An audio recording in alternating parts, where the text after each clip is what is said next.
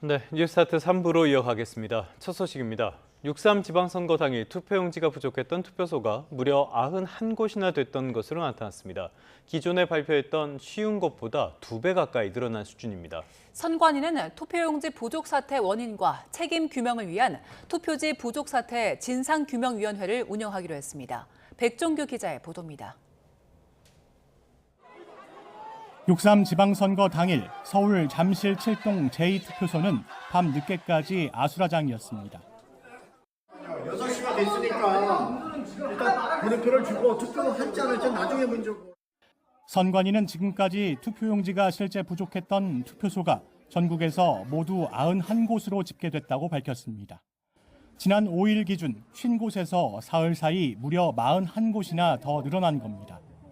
투표용지 부족으로 잠시라도 투표가 중지됐던 곳도 22곳에서 26곳으로 역시 4곳이 증가했습니다.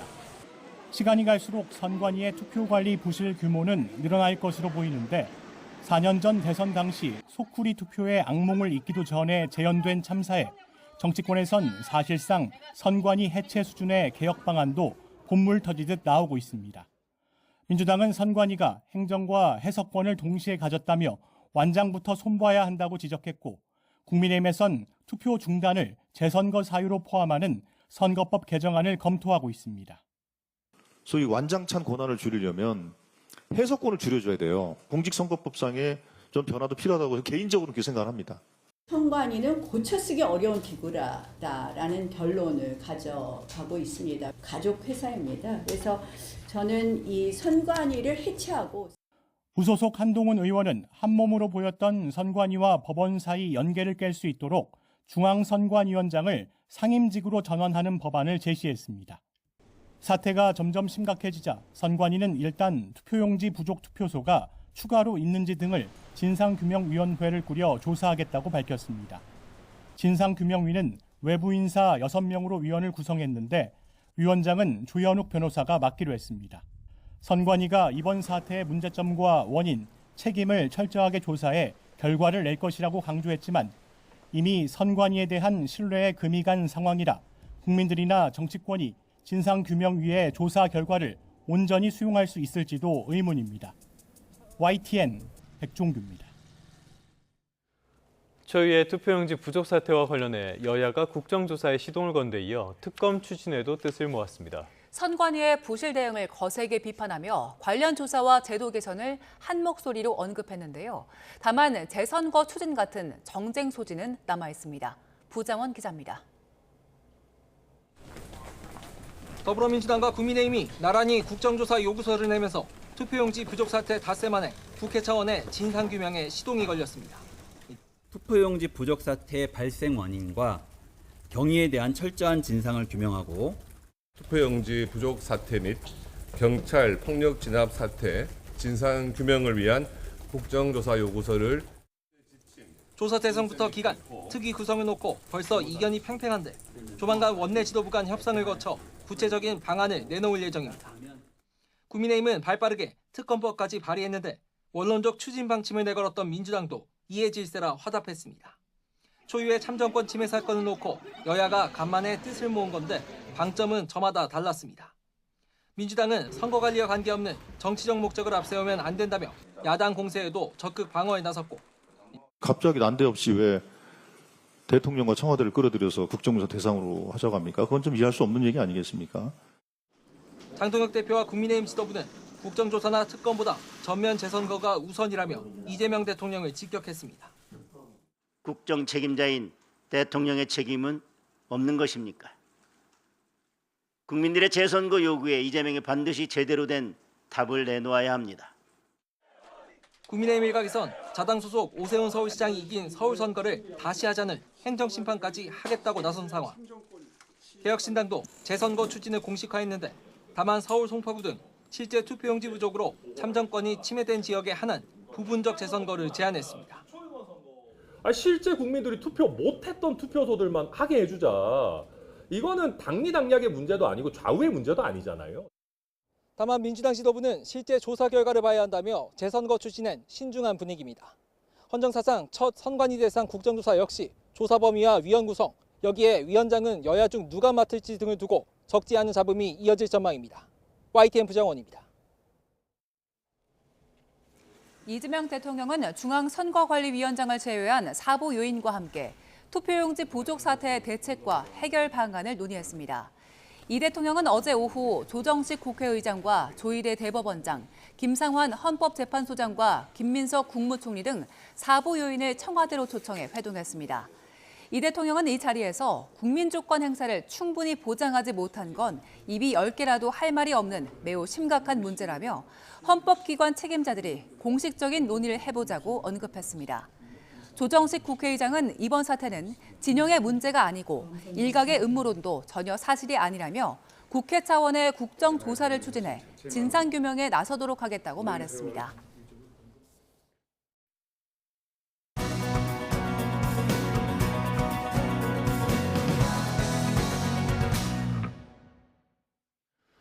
네, 국내 증시가 검은 금요일에 이어 검은 월요일까지 기록했습니다. 어제 이재명 대통령의 1주년 기자회견에서도 자산 시장에 대한 이야기가 있었는데요.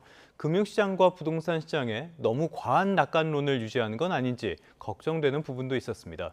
오늘은 천소라 인하대학교 경제학과 교수와 함께 관련된 내용들 살펴보도록 하겠습니다. 교수님 어서 오십시오. 안녕하세요. 먼저 어제 코스피 놀라신 분들 많았을 것 같아요. 9시 3분에 서킷 브레이커까지 발동이 됐었습니다. 어마어마하게 많이 빠졌어요, 어제. 네, 맞습니다. 코스피, 이제 코스닥 모두 각각 한 8%, 9% 가까이 급락을 했다. 예. 이렇게 많이 보도가 되고 있고, 뭐 검은 월요일 아니었냐 이런 얘기들도 이제 오고 있죠.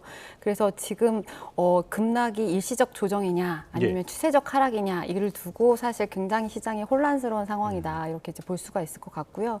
워낙 그동안 이제 코스피, 코스닥 모두 이제 빠르게 정도 올라온 측면들이 있고, 네네. 이제 반도체 중심의 수요가 워낙 강하게 좀 있을 거다라는 기대감 때문에 올라온 부분들이 있는데, 이렇게 매크로 지표들이 하나씩 발표될 때마다 사실은 그 기대라는 거는 어떤 현실의 데이터와 부합했을 때 더 강하게 이어질 수 있는 부분들이 있는데, 예. 이제 뭐 미국의 고용 지표라든지 이런 것들이 뭐 수요를 좀 누를 수 있는 어떤 지표가 발표되면 사실은 이제 조정이 있을 수가 있는 부분들이 있는 거죠. 그래서 예. 이게 뭐 일시적이냐 추세적이냐 이런 것을 여기서 이제 얘기하기는 굉장히 좀 어렵겠지만, 어느 정도 좀 이런 것들이 워낙 빠르게 올라온 것들이 조정이 이제 부분들이 있었다, 이렇게 이제 보는 게 좀 맞을 것 같습니다. 자, 일단은 증권가에서는 이거는 추세적인 하락이라기보다는 일시적인 조정이다라고는 보고 있는데요.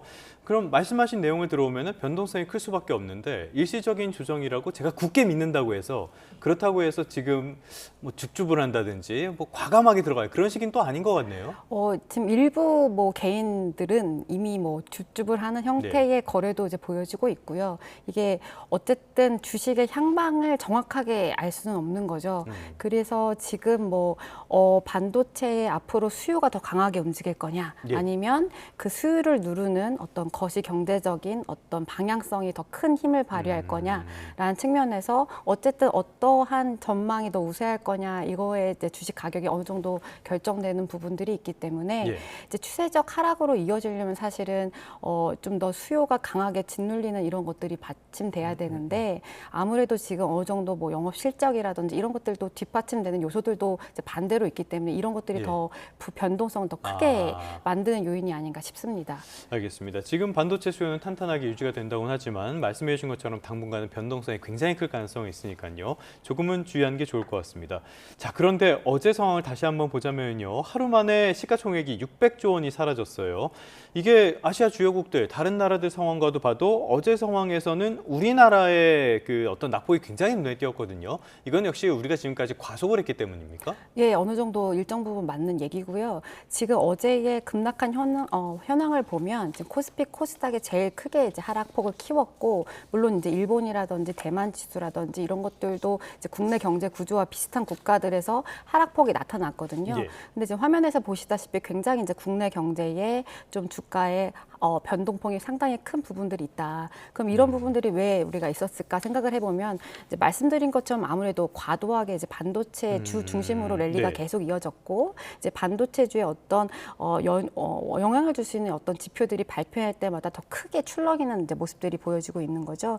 그리고 이제 워낙 지금 뭐 사람들이 개개인들의 매수세가 뭐 비투를 한다던가 연끌 한다던가 빚을 내서 투자하는 움직임들도 보이고 있고 그리고 이제 어느 정도 주식이 올라왔기 때문에 이제 외국인들이 국내에 들어올 때는 기관을 통해서 들어오게 되는데 어느 정도 이제 비중이 이제 올라가게 되면 이제 매도하는 흐름들도 이제 그렇죠. 이어질 수밖에 없는 거죠. 예. 그러니까 여러 가지 복합적으로 이제 매도 흐름이라든지 뭐 이런 것들이 이어지면서 어느 정도 국내의 증시에는 더 크게 변동성을 키웠다 이렇게 보는 것이 이제 맞을 것 같습니다. 뭐 증시야 이렇게 진동을 하는 게 자연스러운 일이니까요. 폭이 너무 커서 문제지 자연스러운 일이라고 볼 수가 있는데 이 과정에서 지금 걱정이 되는 것들이 굉장히 많아요. 말씀하신 거시적인 지표들.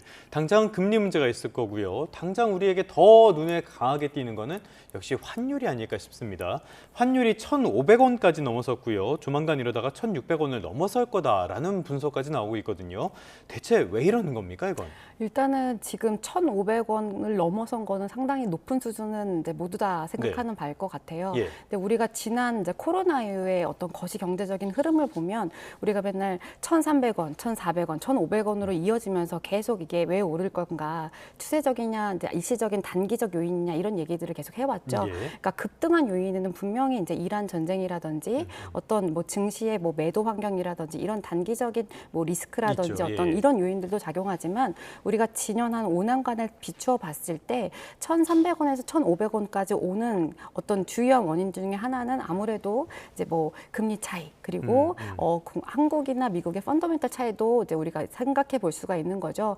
단기적으로는 물론 이제 리스크들도 영향을 줄 수 있겠지만 이러한 환경들이 금리 차이가 이루어지고 미국의 금리 인상이 이루어지는 가운데 우리가 달러의 공급이 원활하게 이루어지지 않는 국내 경제 구조. 예전 같은 경우에는 네. 경상수지가 흑자로 이루어지면 달러 이것이 많이 이제 달러가 들어왔죠. 들어왔잖아요. 네. 근데 이게 왜 들어오지 않는가를 보면 이제 물론 기업들이 뭐 관세 정책이라든지 투자 정책을 했기 때문에 미국의 투자가 이루어지는 방향으로 가야 되는 것들도 한 축이 있겠지만 네. 이제 우리가 어쨌든 잠재 성장률이 지속적으로 하락을 하고 있고 우리가 인구 구조의 이제 변화가 상당히 가장 빠른 속도로 이루어진다는 점에서 이제 향후에 이제 은퇴 자금 계획이라든지 이런 걸 세울 때 이제 국내에 투자할 것인지 네. 해외에 투자를 할 것인지 놓고 봤으면 지금 해외 투자를 더 많이 하고 이제 있는 국가잖아요. 이제 이런 것들이 사실은 국내 경제 구조와 어떤 무관하지는 않은 흐름인 거죠. 네. 그래서 이제 추세적인 방향성이 어느 정도 역할을 하고 있는 중에 리스크로 작용할 수 있는 전쟁이라든지 이런 것들이 복합적으로 작용한 결과다. 이렇게 네. 이제 볼 수 있을 것 같습니다. 어제 이재명 대통령 역시 이거는 일시적인 현상이다라고 설명을 했는데요. 일시적인 현상인 거는 뭐 충분히 납득할 수 있는 이야기지만 이게 단기적으로 우리 경제에 많은 타격을 줄 것 같아요. 당장은 물가 걱정 아닙니까? 네, 맞습니다. 아무래도 지금 뭐 개개인뿐만 아니라 또 이제 기업 또는 예. 산업체를 운영하는 그 측면에 있어서도 생산에 우리가 상당 부분을 수입에 의존하고 있는데 당장의 생산자 물가 그리고 소비자 물가에 전이낼 측면들도 하나가 있는 거죠. 그리고 최근에 이제 뉴스들에서 많이 보도가 되고 있는데 워낙 환율이 높기 때문에 뭐 해외 직구라든지 우리가 해외에서 구매하려고 하는 여력 자체도 낮아질 수밖에 없고요. 네. 그리고 이제 물가 자체로만 이어지는 것이 아니라 이제 곧 이제 금통위도 있을 거고 미국의 FOMC도 있을 텐데 이것이 이제 좀 더 빠르게 우리나라의 경제를 취약할 수 있게 만드는 구조이기 때문에 금리 인상에 대한 여론이 더 강해질 수도 있는 네. 부분이 있는 거죠. 알겠습니다. 자, 여기까지는 많은 분들이 납득도 하면서도 약간 걱정도 하고 이런 의견들이 오갔을 것 같은데 이 내용을 들으면서는 약간 가우뚱하시는 분들이 많았을 것 같아요. 이재명 대통령의 취임 1주년 기자회견에서 부동산 시장에 대한 이야기도 많이 나왔는데요. 여기에서 지금까지의 정책이 구두 개입을 안 눌렀으면 폭등을 했을 것이다. 그러니까 전반적인 방향은 틀리지 않았고 이 방향으로 계속 가겠다라는 뜻을 내비쳤거든요. 일단은 몇 가지 살펴보도록 하겠습니다. 조금 전에 말씀드린 구두 개입으로 안 눌렀으면 폭등을 했을 것 어떻게 들으셨습니까? 부동산 쪽에 이제 우리가 생각을 해보면 지금 여태까지 정책이 그러니까 우리가 가격을 낮춘다, 뭐 집값을 잡는다 이런 취지로 계속 정책들의 방향성이 일관되게 유지되어 네. 있는 측면은 맞는 거죠. 예. 어쨌든 그 발언 자체도 앞으로 이제 집값에 대해서 계속 그 일정한 일관된 방향성을 유지하겠다 이렇게 얘기를 했고요. 그래서 기존에 계속 해왔던 얘기들이 이제 수요를 누르고 그리고 이제 공급은 장기적으로 뭐 2030년까지 뭐 계속 늘리겠다 네, 이런 네. 방향성은 계속 유지를 하겠지만 뭐 세제라든지 뭐 금융이라든지 규제에 관한 이런 구체적인 방안들은 아니면 뭐 7월 이후에 아니면 이런 것들을 공급 대책을 더 구체적으로 빠른 시일 내에 네. 현실화할 수 있는 얘기들을 하겠다 이렇게 얘기를 했죠. 자, 그런데 궁금한 게 이거예요. 지금 폭등했을 것이라고 이야기를 하는데 실제 시장은 보면은 올해 초부터 지금까지 주간 거래 기준으로 서울의 아파트 매매 가격 지수가 3.74%가 올랐습니다. 이미 폭등을 하고 있는 상황이라고 볼 수가 있어요. 그런데 어제도 계속 부동산 투기에 대한 이야기가 많았는데요. 지금 이 부동산 투기가 부동산 시장을 불안정하게 만드는 겁니까? 아니면은 다른 요인들이 작용을 하고 있는 겁니까?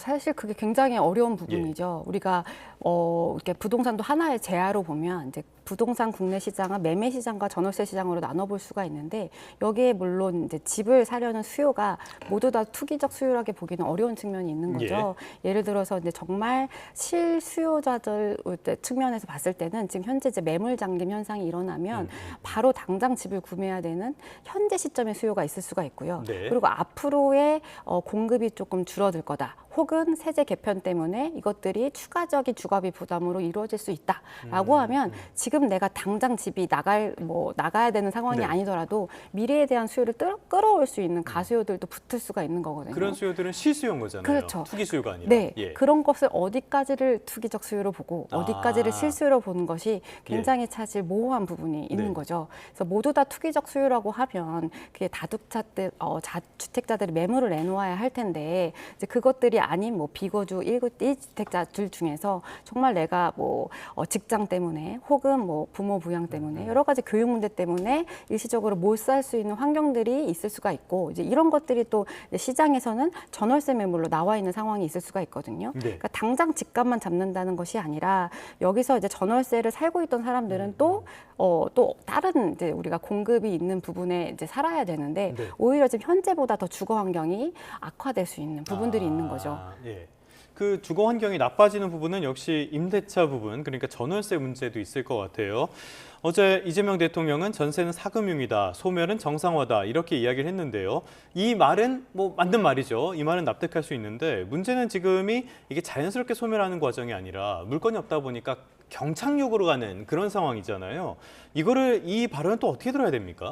사실은 뭐 일정 부분 방향성은 어느 정도 예. 취지는 맞는 거죠. 어느 정도 전세 제도라는 게 과거에는 사실 이제 국내에서 굉장히 국내의 특수적인 어떤 제도라고 할 수 있는데 서민들이 크게 이제 집값을 사기에는 좀 무리가 있고 어느 정도 일정의 목돈으로 이제 어느 정도 비슷한 주거 환경을 유지하는 어떤 시스템이 재화를 우리가 누릴 수 있는 혜택을 보는 부분들도 있었던 거죠. 예. 하지만 어떤 제도적인 허점으로 인해서 어떤 뭐 전세 제출이 과도하게 이루어지고 이런 것들이 어떤 뭐 집값을 부풀리게 하는 측면들도 물론 존재를 하는 부분들도 있지만 이런 것들이 단기간에 이제 제도의 문제점이 있다고 해서 바로 없애버리는 현상으로 가게 되면 지금 현재 살고 있는 전월세 시장의 어떤 세입자들은 당장 구할 곳이 없기 때문에 더 네. 혼란이 가중될 수밖에 없는 거죠. 예. 그래서 차라리 이제 주거 환경을 다른 지로 이전하거나 아니면은 바로 매매로 이루어지는 이런 현상들이 발생할 수밖에 없고 그러한 정책을 실현하는 과정에서 시장에는 혼란이 가중될 수밖에 없는 상황이 이루어질 수 있다 이렇게 생각을 하고 있습니다. 자, 그러다 보니까 임대차, 전월세 어떤 수요들이 강제 매매식으로 또 시장을 또 불안하게 만드는 그런 현상도 발견이 되고 있는데요.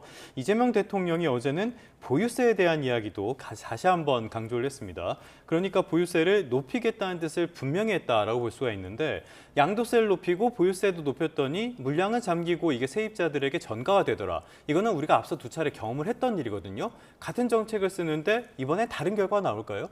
아무래도 같은 정책을 써서 달라질 거라고 기대하는 것이 사실 어려울 수도 있는 거죠. 이미 시장은 학습을 했고 같은 정책을 썼을 때 집값이 올라갔다라는 것을 사람들이 이제 관측을 한 거죠. 예. 그런 측면에서 봤을 때는 오히려 이제 앞으로의 세제 강화가 이제 매물이 나온다고 생각하기보다는 추가적인 공급이 없을 거다라고 오히려 지금 수요를 더 촉발시키는 원인으로 작용할 수 있다. 물론 중장기적으로 봤을 때는 우리가 뭐 향후 2030년까지 공급이 증가되고 하면 중장기적인 방향성은 전세가 사라지면서 어느 정도 일정 부분 뭐 안정화되면 네. 너무 좋겠지만 네네. 일단은 당장의 2, 3년 후에 공급이 사실상 굉장히 낮은 상황이고 이런 부분에서 규제까지 맞물리고 이런 집을 가지고 있는 부분들이 보유세를 높이고 양도세도 높으면 사실 이렇게 기회비용을 비교할 수밖에 없거든요. 그렇죠. 예. 내가 보유하는 것이 난지 아니면 지금 팔아서 넘기는 것이 난지를 비교했을 때 만약에 양도세도 높다고 하면 일단은 좀 관망을 해보자. 어쨌든 향후에 집 공급이 충분하지 않는다면 조금 더 이 가격이 유지될 수 있을 거다라고 하는 시장의 기대도 반영이 될 수가 있는 거죠. 네네. 이런 복합적인 요인 때문에 단순히 이것이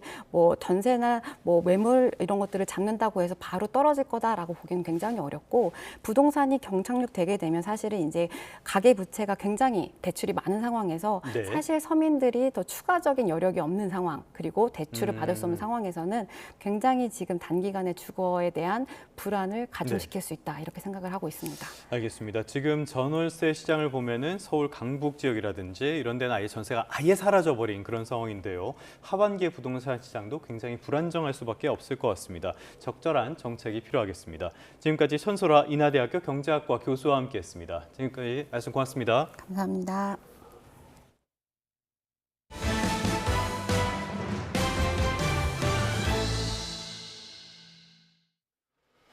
네, 다음 소식입니다. 트럼프 대통령이 베냐민 네타냐후 이스라엘 총리에게 조심하지 않으면 이란과 혼자 싸우게 될 수도 있다고 경고한 것으로 알려졌습니다. 트럼프 대통령은 이란과의 최종 협상이 진행될 것이라면서도 이란에 대한 해상 봉쇄를 계속 이어가겠다고 예고했습니다. 워싱턴으로 가보겠습니다. 홍상희 특파원. 트럼프 대통령이 이스라엘과 이란의 공격 중단을 설득했는데요. 네타냐후 총리에게는 직접적인 경고도 날렸다는 소식이 있네요.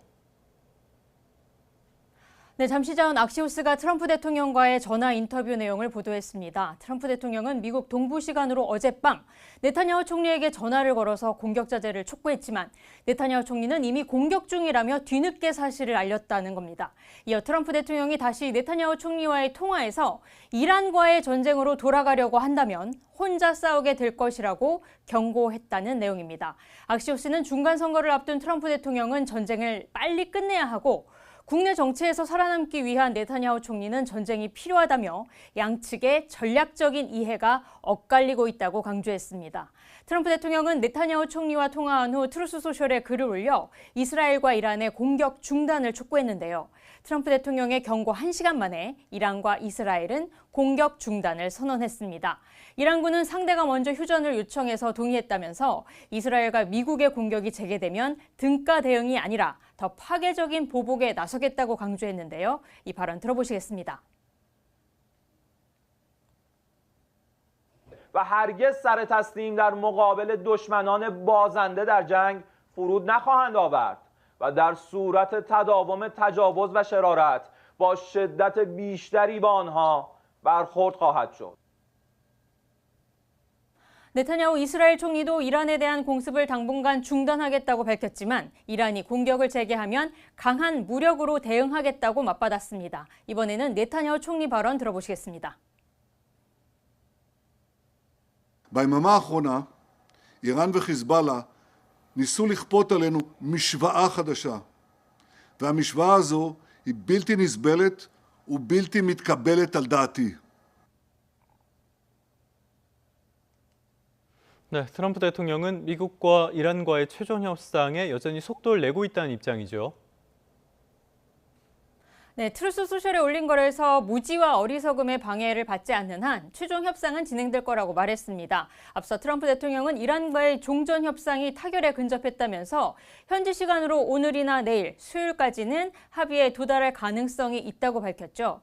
11일 북중미 월드컵 개막 전에 종전 양해각서에 합의하려는 강력한 의지를 보인 건데요. 트럼프 대통령은 오늘도 상황이 빠르게 진전될 거라며 협상 타결에 대한 기대감을 나타냈습니다. 하지만 최종 협상 타결까지 이란에 대한 해상 봉쇄는 계속해서 최대 효과를 내겠다고 강조했는데요. 관련 발언 들어보시죠. The blockade is unbelievable. There's never been a blockade like that. The Navy is We have the greatest military anywhere in the world. There's never been a military like it. 미국은 지난 4월부터 호르무즈 해협 근처에서 이란 항구를 오가는 선박의 통항을 차단해 이란에 자금줄을 쥐고 있는데요. 대이란 해상 공세 강화로 협상력을 높이려는 의도로 보입니다. 미 중부사령부는 오늘 X에 올린 글에서 해상 봉쇄를 뚫으려고 시도하던 팔라우 국적 유조선을 공습해 무력화했다고 밝혔는데요. 오만만의 국제수로를 통해서 이란으로 향하던 유조선이 미군의 지시를 따르지 않아서 정밀 유도탄으로 공격을 했고, 이 뉴욕타임스는 선박 화재로 승무원 전원이 대피했다고 전하기도 했습니다.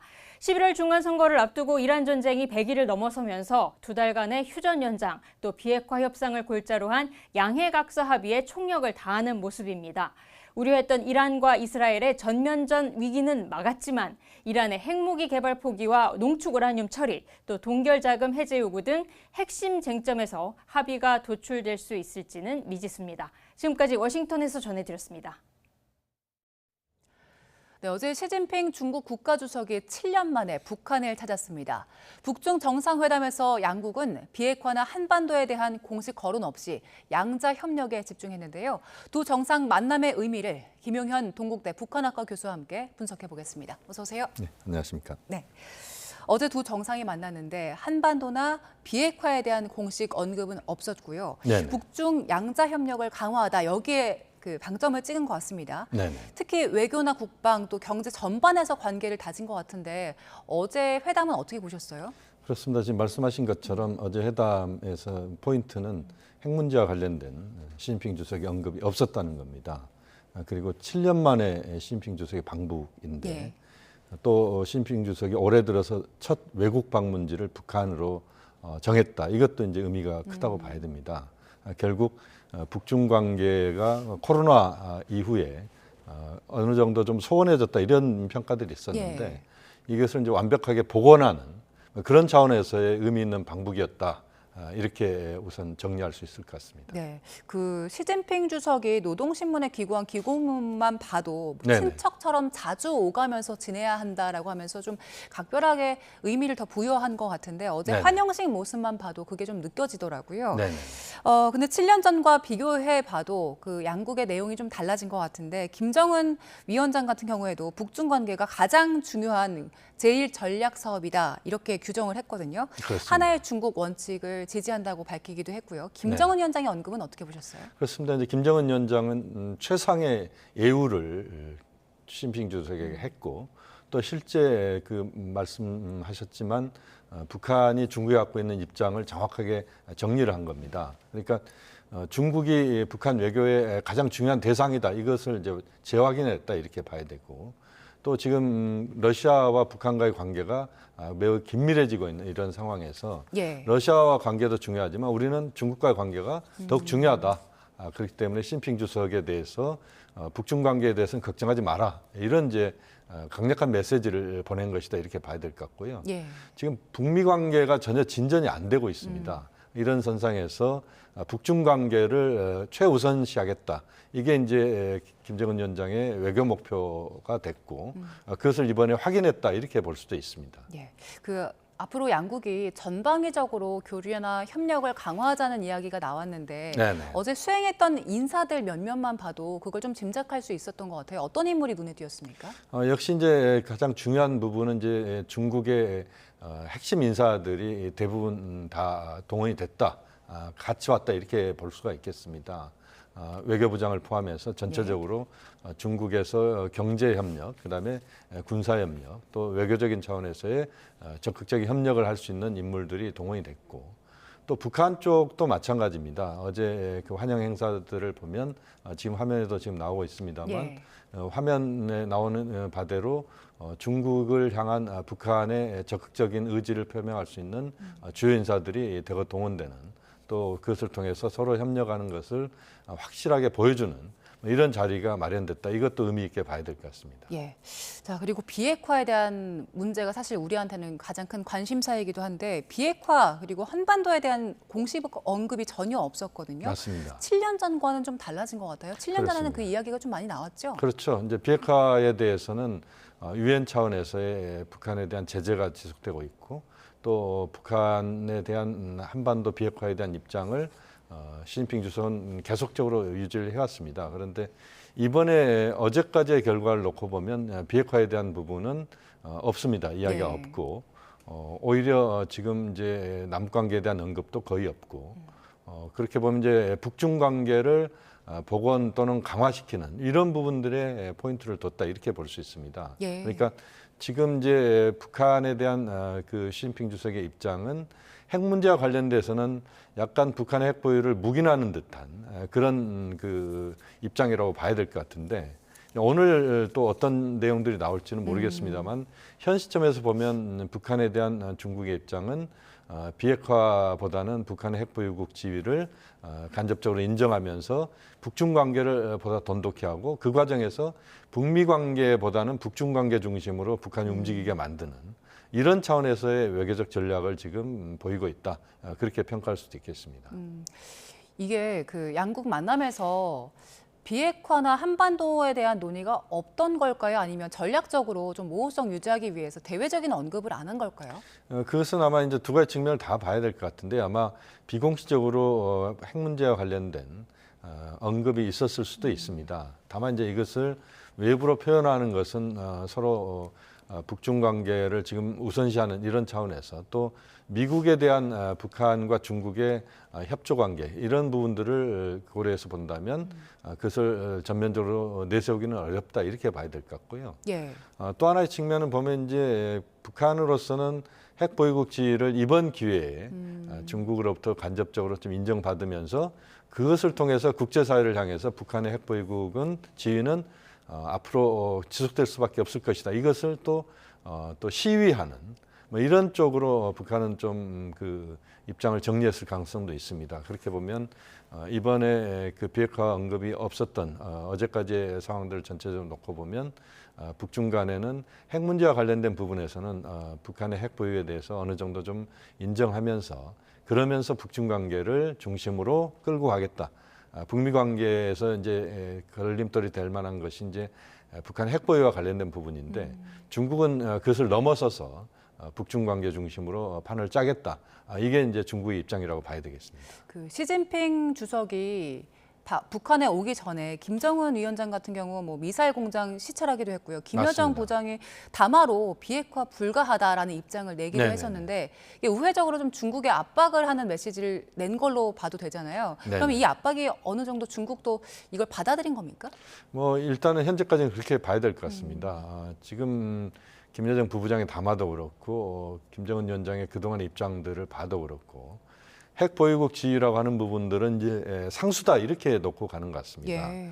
그러면서 이제 오히려 트럼프 대통령을 압박하는 모양새를 보이고 있다 이렇게 봐야 됩니다. 그러니까 중국에 대한 또는 북한에 대한 미국의 입장은 상당히 한편으로는 이제 대화를 하고 싶어하는 측면도 있고 또 그러면서 북한 비핵화에 대해서는 미국은 공식적으로는 확고한 입장을 갖고 있는 상황이기 때문에 이게 지금 현재 충돌하고 있는 모양새입니다. 예. 이 충돌하는 과정에서 중국은 북한의 핵 보유국 지위를 어느 정도 인정하는 그런 쪽으로 방향을 잡고 가는 식으로 그렇게 지금 보이고 있기 때문에 여기에서 북중 간의 협력 구도가 만들어지고 미국은 거기에서 좀 그 비껴가는 오히려 미국은 이제 아마 미일 중심으로 판을 짜려고 할 것이고 북한과 중국은 이제 북중 관계 중심으로 거기에 확장시킨다면 이제 북중러 대 한미일 이런 식의 구도를 만들려고 하는 것인데 이 과정에서 어쨌든 이렇게 이게 굳어져 버리면 예. 북한 핵 문제를 풀어가는 데 있어서 비핵화는 굉장히 요원할 수도 있습니다. 그렇기 때문에 이런 구도가 만들어지지 않도록 하면서 북한 핵 문제에 대한 점진적인 개선 또 북한 핵 문제를 풀어가는 데 있어서 비핵화를 우리가 목표로 하면서 좀 더 유연하게 점진적으로 문제를 풀어가는 그런 노력도 우리가 이제는 적극적으로 기울여야 될 시점이 왔다고 봅니다. 네, 교수님 말씀해 주신 대로 그 한중일 북중러 구도가 공고해질수록 우리 입장에서는 좀 더 곤란한 입장이 맞습니다. 될 것 같은데 네네. 근데 중국 입장에서 봤을 때 그 북핵이라는 게 사실 한미일 공조가 좀 공고해지는 명분이 되기도 하잖아요. 맞습니다. 9월에 방미 일정이 있는데 이렇게 북한의 요구를 어느 정도 들어주는 듯한 모양새가 되면 네네. 중국 입장에서도 이게 좋지 않은 거 아닙니까? 물론 이제 중국은 고민이 있을 수밖에 없죠. 왜냐하면 이제 북중 관계도 매우 중요하지만 중국 입장에서는 더 크게 보면 예. 미중 관계를 풀어가는 게 이제 핵심 사업이라고 봐야 되는데 북한 핵 문제와 관련된 미중의 입장이 완벽하게 정리되지 않고 서로 입장차가 보인다면 그것은 중국의 외교 입장에서 보면 좀 불편한 점이 있을 수 있습니다. 그런데 이제 중국은 북한 핵 문제와 관련된 부분은 지금 미국과의 관계를 풀어가는 데 있어서 중요한 외교 현안이라고 보지는 않습니다. 예. 오히려 지금 중동 전쟁이나 러시아 우크라이나 전쟁이나 또는 전 세계적인 무역 전쟁이랄지 전체적인 큰 그림 속에서 볼 수 있는 것이 미중 간에는 가장 중요한 것이기 때문에 예. 오히려 거기에 집중하면서 지금 북한 핵 문제랄지 이 부분들은 그 중요 의제에 비해서는 좀 낮은 수준입니다. 그렇기 때문에 오히려 그 더 중요한 의제에 집중할 가능성이 있고 또 북한 핵 문제랄지 이 부분이 이슈는 되겠지만 그러나 아주 크지는 않기 때문에 지금은 현 시점에서 북중 간의 비핵화 관련된 부분에서는 북한의 입장을 좀 어느 정도 수용하고 그러면서 북한과 미국과의 대화에 대해서는 좀 더 중국이 그 상황을 또 핸들링할 수 있다라고 하는 이런 쪽으로 접근할 가능성이 높다고 봅니다. 예. 그동안에는 중국이 원칙적으로는 한반도 비핵화에 대한 원칙을 가지고 있었는데 네네. 이렇게 그 북핵을 묵인하고 용인해주는 입장으로 선회를 한다면 네네. 우리나 미국 입장에서는 그동안 중국을 통해서 어느 정도 간접적으로 압박을 가해왔는데 대화를 어떻게 해야 됩니까? 그 부분이 좀 우리로서는 고민일 수밖에 없습니다. 왜냐하면 그동안 북한 핵 문제에 대해서는 전 세계적으로 북한의 비핵화와 관련된 부분에 일치된 입장을 가져왔는데 이번 방북의 전체적인 상황을 보면 그것이 좀 균열을 좀 내는 듯한 느낌이 있지 않습니까? 이것을 어떻게 봐야 되느냐 하는 부분입니다. 그러니까 우리로서는 북중 관계의 이런 흐름을 보면서 한중 관계 측면에서 보면 북한 비핵화에 대한 우리의 입장은 확고부동한 것이고 여기에 대한 것을 이제 중국에 우리가 설득을 해야 되는 부분인데 북중 간의 이런 협력 관계를 보면 우리가 설득할 수 있는 여지는 그렇게 좀 더 낮아지는 이런 상황이 된 겁니다. 이런 차원에서 보면 역시 우리로서는 이 현실적인 상황들을 우리가 받아들이면서도 그러면서도 한중 간에 충분한 대화가 필요한 부분이 있습니다. 예. 또 북한 비핵화가 궁극적으로 이루어져야만 동북아시아에서 평화 또는 남관계, 한반도 정세의 어떤 평화 이 부분이 유지될 수 있다. 현 시점에서 지금의 어떤 구도가 유지될 수 있다. 이것을 우리가 좀 적극적으로 중국에 설명할 필요가 있는 겁니다. 예. 그래서 중국도 역시 이제 북중 관계가 중요하지만 한중 관계도 중요하고 또 그 미중 관계도 중요하고 다양한 또 외교 현안이 있기 때문에 북한으로만 쏠리는 이런 현상이 지금 이번 방북 과정에서는 보이지만 또 앞으로 그렇게 계속 가지는 않을 거라고 봅니다. 이 틈들을 우리가 적극적으로 활용하면서 좀 더 우리의 입장 그리고 전 세계적인 차원에서의 북한 비핵화에 대한 입장들을 충분히 좀 설명하는 그런 자리가 좀 필요하다고 보고 있습니다. 중국에 대한 전략 접근은 그렇고 네. 우리가 북한과 대화를 하려면 북한은 이제 우리와의 대화를 아예 지금 외면을 하고 있는 상황이잖아요. 맞습니다. 어떻게 다가가야 됩니까? 지금 현 시점에서 남관계, 북한은 남관계라는 표현을 쓰지도 않습니다. 이 상황들은 굉장히 좀 암담하다 이렇게 볼 수밖에 없는데 지금 시점에서 정부 간 또는 당국 간 차원에서의 협력은 쉽지는 않다라고 보고 오히려 좀 더 지금 상황에서는 좀 유연한, 좀 소프트한 것들을 중심으로 접근할 필요는 있다고 봅니다. 체육 교류랄지 또는 종교 교류, 특히 이제 불교 같은 경우는 그 북한과의 그동안 그 충분한 교류가 있어 왔습니다. 이런 그 불교, 특히 조계종의 교류랄지 이런 것들을 활용하는 것도 굉장히 중요하다고 보고 있고 또 전체적으로 보면 민간의 교류나 또 우회적인 교류 이런 것들을 통해서 지금의 상황이 남북관계 차원에서 더 나빠지지 않도록 관리하는 이것을 기반으로 해서 앞으로 남북관계를 좀 풀어가는 그런 노력이 필요하다고 보고 또 남북관계 개선을 위해서 우리가 중국과의 협력이나 또는 미국과의 충분한 대화를 통해서 그 과정에서 그 남북 간의 협력 구도를 또 찾는 그런 노력도 필요하다고 봅니다. 네. 그리고 이번 시진핑 주석의 방북에서 관심거리 중에 하나가 김주애가 등장할 것인가 이 부분이었는데 어제는 나오지 않았잖아요. 맞습니다. 오늘은 모습 드러낼까요? 그러니까 이제 이건 이제 작년 9월달 상황을 우리가 한번 봐야 되는데 작년 9월달에 보면 그 김정은 위원장의 방북 과정에서 김주애는 비공식적으로 등장을 했습니다. 그러니까 공식 행사에 나오지 않았거든요. 이번에도 아마 공식 행사에 나오기보다는 비공식적인 행사나 또는 비공식적인 만남이 이루어질 가능성은 저는 있다고 봅니다. 그러니까 북한으로서는 김주애가 공식적 행사에 나와가지고 후계자나 또는 후계자로서 또 국제사회에서 그렇게 쳐다보는 시선에 대한 부담이 있을 수밖에 없습니다. 아직은 어리기도 하고 예. 또 그 후계자가 공식화됐다는 것에 대한 그 부담도 있을 수 있거든요. 또 외부의 시선은 또 부정적인 시선이 있을 수도 있고 이렇게 보면 김주애는 오늘도 나오지 않거나 또는 나오더라도 좀 화면에 살짝 스치는 정도 이런 정도이지 않을까 하는 생각입니다. 김주애가 지금 이런 공식 외교석상에는 모습을 드러내고 있지는 않지만 네네. 김정은 국무위원장이 다니는 시찰 현장, 특히 네네. 군사적인 현장에는 행보를 함께 하고 있는데 네네. 만약에 앞으로 이제 이런 외교 현장에도 공식 석상에도 모습을 드러낸다면 네네. 북한에서는 어느 정도 김주애를 후계자로 인정한다라고 볼 수 있는 겁니까? 뭐 그렇게 접근하고 있다 이렇게 볼 수는 있겠죠. 그러니까 그 외교라고 하는 것이 누가 어떤 장소에서 얼굴을 비추느냐가 굉장히 중요합니다. 지금 보면 이제 김주애도 굉장히 조심스럽게 지금 접근하고 있다라고 봐야 되는데 현재 이제 북한 입장에서 보면 김주애로 후계자가 공식화되지는 않았다 이렇게 지금 그 표현을 하는 것이다 예. 이렇게 볼 수도 있습니다. 그렇게 보면 이제 김주애의 앞으로의 행보를 우리가 지켜봐야 되는데 어쨌든 북한으로서는 김주애가 공식화되는 것에 대한 부담이 있을 수가 있고 또 김주애를 계속 등장시킨 것은 오히려 김정은 위원장에게 쏟아지는 이제 부정적인 국제사회 부정적인 시선을 좀 완화시키는 그런 효과도 있거든요. 그렇게 보면 김주애는 어떤 식으로든 앞으로도 계속 등장할 가능성이 높다고 봅니다. 예, 알겠습니다. 어제 있었던 북중 정상의 만남의 의미에 대해서 김용현 동국대 북한학과 교수와 함께 분석해봤습니다. 고맙습니다.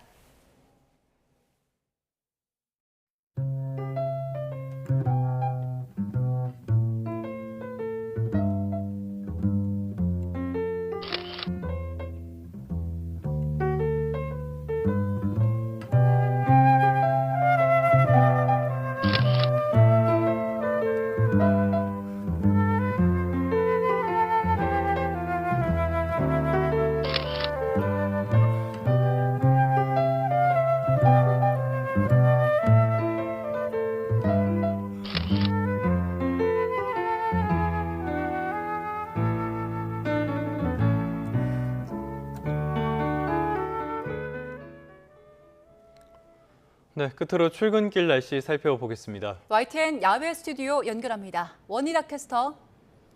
네, 원희다입니다. 네, 어제에 이어서 오늘 아침도 조금 서늘한 것 같던데요. 지금 바깥 공기 어떻습니까?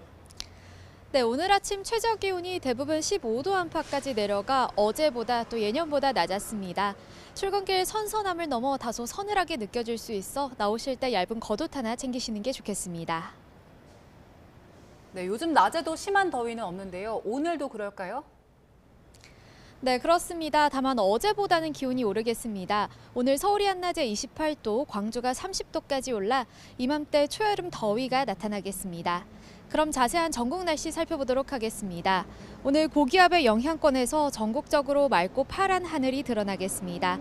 다만 강원 남부와 산간, 경북 북동 산간에는 오후 한때 5mm 안팎의 요란한 소나기가 예상됩니다. 오전 8시를 향해 가는 지금 현재 서울 기온은 17.4도, 강릉 15.6도를 보이고 있습니다. 한낮에는 어제보다 2도에서 많게는 7도가량 높겠는데요. 서울 28도, 대구 29도, 광주 30도까지 올라 일교차가 크게 벌어지겠습니다. 당분간 심한 더위는 주춤하겠고요. 내일은 경기 북부와 강원 일부 지역에 비가, 모레는 중서부 곳곳에 소나기가 지날 전망입니다. 오늘 낮 동안 뜨거운 볕이 내리쬐며 전국적으로 자외선이 무척 강하겠습니다. 특히 남부 일부 지역은 자외선 지수가 위험 수준까지 치솟을 것으로 보여 주의가 필요하겠습니다. 지금까지 YTN 원희다입니다. 네, 2월 9일 YTN 뉴스타트 모두 마무리하겠습니다. 잠시 뒤 뉴스업이 이어집니다. 시청해주신 여러분 고맙습니다.